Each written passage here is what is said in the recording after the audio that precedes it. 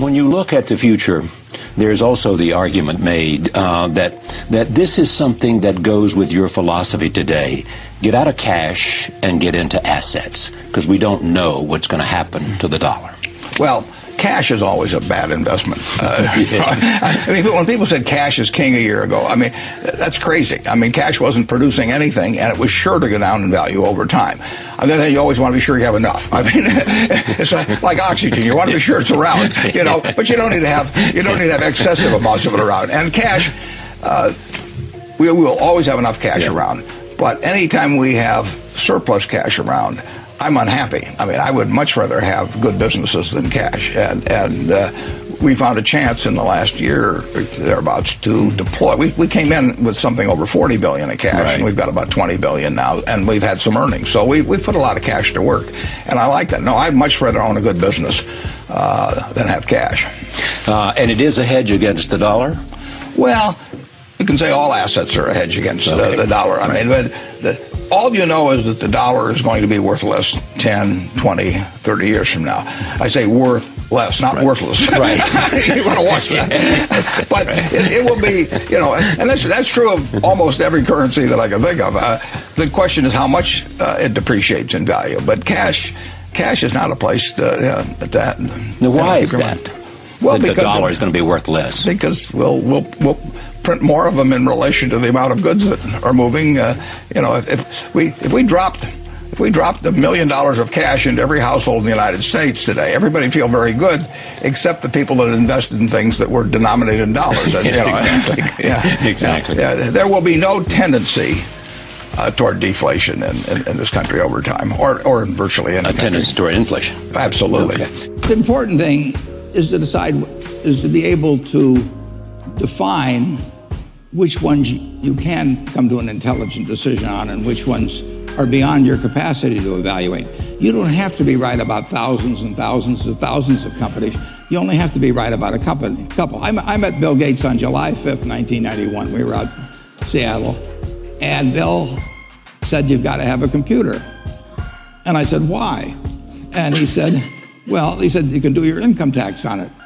I said, "I don't have any income. Berkshire doesn't pay a dividend." He said, "Well, you can keep track of your portfolio." And I said, "I only have one stock." I said, I mean, and he says, "It's going to change everything." And I said, "Well, will it change whether people chew gum?" And he said, "Well, probably not." And I said, "Well, will it change what kind of gum they chew?" And not. And I said, "Well, then I'll stick to chewing gum and you stick to computers, you know." I don't have to understand all kinds of business. There's all kinds of business I don't understand, but there's thousands of opportunities there. I did understand the Bank of America, you know, and I'll be able. I'm able to do that. I'm able to understand some given percentage. But Ted Williams wrote a book called The Science of Hitting, and in The Science of Hitting, he's got a diagram, shows him at the plate. And he's got the strike zone divided into 77 squares, each the size of a baseball. And he says, if I only swing at pitches in my sweet zone, which he shows there, and he has what his batting average would be, which is 400. If he had to swing at low outside pitches, but still in the strike zone, his average would be 230. He said the most important thing in hitting is waiting for the right pitch. Now, he was at a disadvantage because if the count was 0-2 or 1-2 or so on, even if that ball was down where he was only going to bat 230, he had to swing at it. In investing, there's no called strikes. People can throw Microsoft at me and, you know, you name it, any stock, General Motors, and I don't have to swing. And nobody's going to call me out on called strikes. I only get a strike called if I swing at a pitch and miss. So I can wait there and look at thousands of companies day after day, and only when I see something I understand and when I like the price at which it's selling, then if I swing, if I hit it, fine. If I miss it, it's a strike. But it's an enormously advantageous game. And it's a terrible mistake to think you have to have an opinion on everything. You only have to have an opinion on a few things. In fact, I've told students, if when they got out of school, they got a punch card with 20 punches on it, and that's all the investment decisions they got to make in their entire life, they would get very rich because they would think very hard about each one.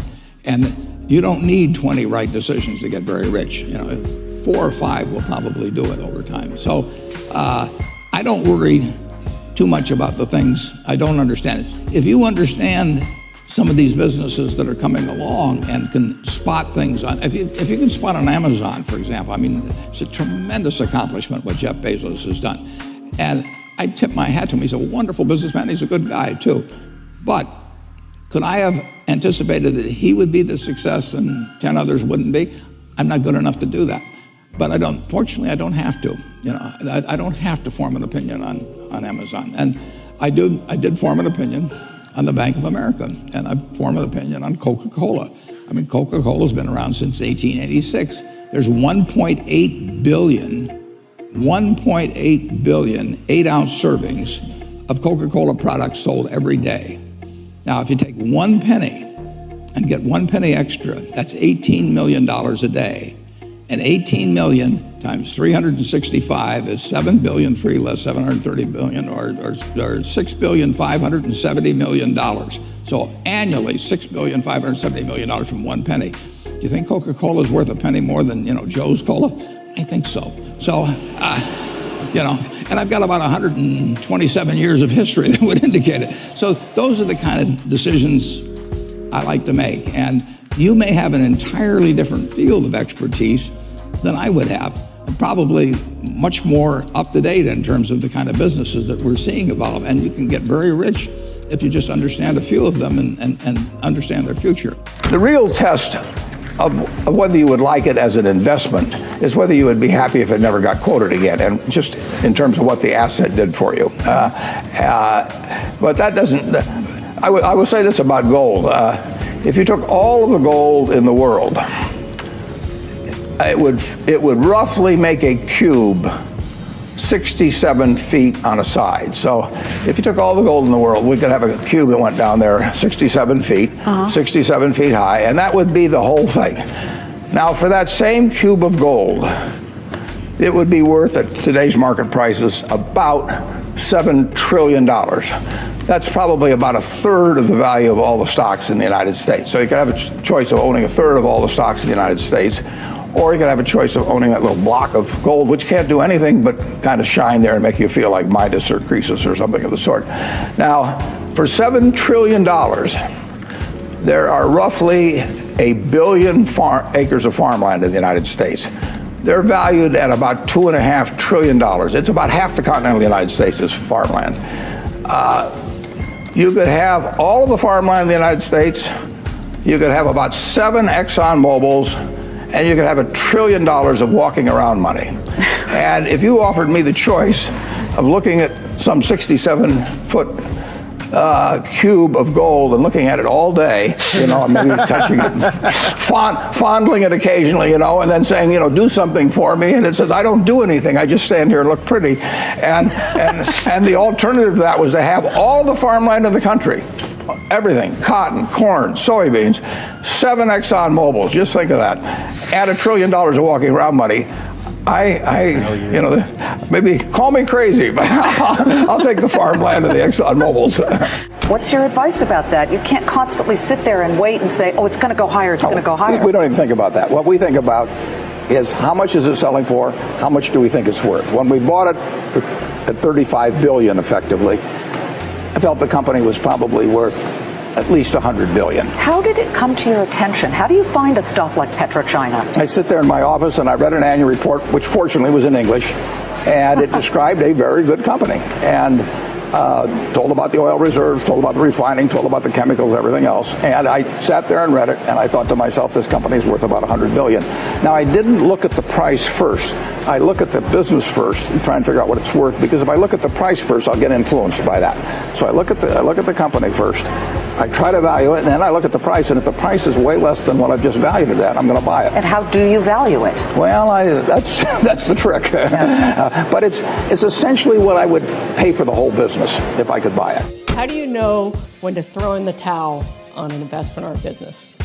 When to throw in the towel on an investment or business. Or business? Yeah, well, what you know is you do it too late.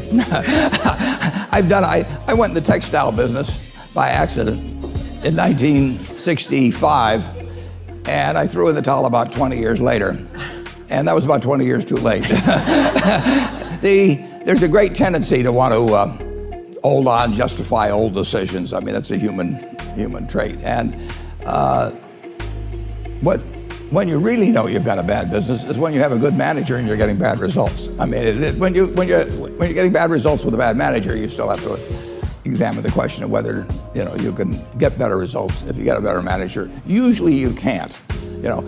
I've said in the past, that when a management with a reputation for excellence encounters a business with a reputation for bad economics, it's the reputation of the business that remains intact. And I've proved that many times.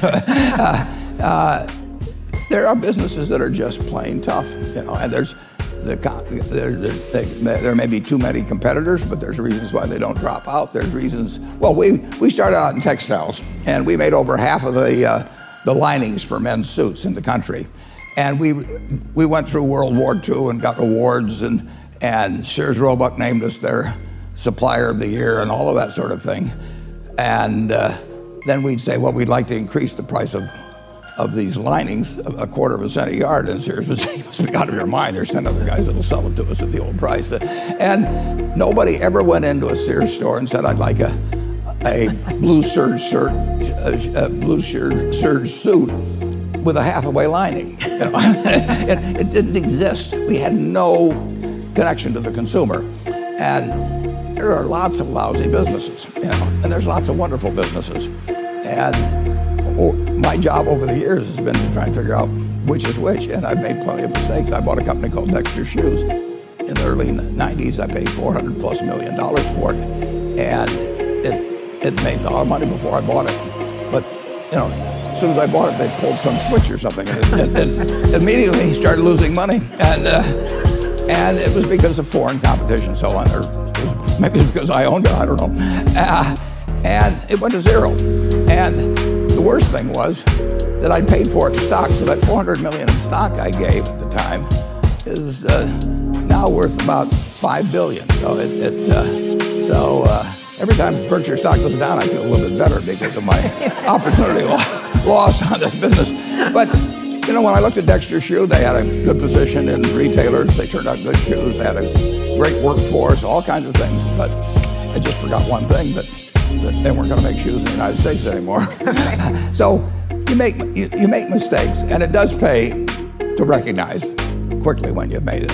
If you've got a good person running a business and it isn't making any money, you're in the wrong business, and you've got to face up to that. Generally speaking, investing in yourself is the best thing you can do. Anything that improves your own talents. Like, nobody can take it away from you. They can run up huge deficits, and the dollar can become worth far less.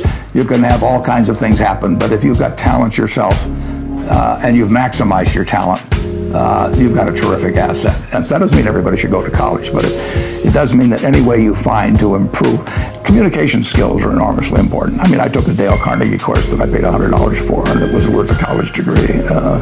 At least I thought it was. Maybe this interview will convince people otherwise.